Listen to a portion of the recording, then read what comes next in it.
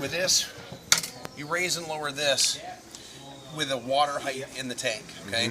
The key on this is we're trying to skim the thinnest layer of water off of the top of the aquarium as possible.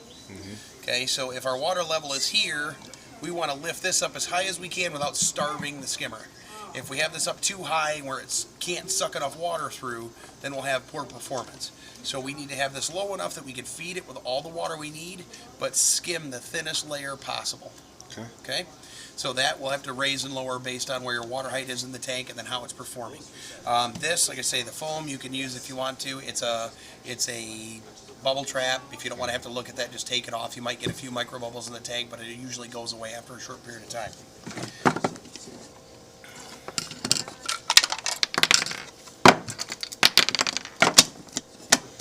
These two things, this is a silencer to quiet this down.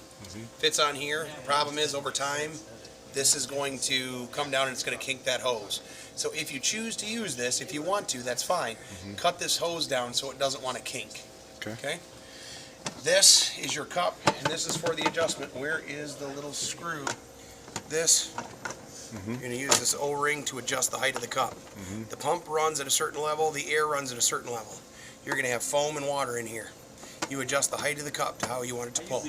If it's pulling tea-colored water, then you want to lift this up a little bit. If it's getting all kinds of crud and junk in the neck but not in the cup, you would want to raise it up a little bit to dry, or you'd push it down a little farther to wet it up a little bit. And then you can use, once you get it set, you can use that little nut to kind of hold it down. Okay? In order to get this going, you got to fill it and fill it and fill it until you see bubbles popping out here. Okay? Once you see as many bubbles come out of here as possible and they stop coming out, then what you do is you plug this hose, pinch this off, or you can plug it with the end of your finger, plug it in. As soon as it starts to pump water through, then you can open it and bubbles will come through.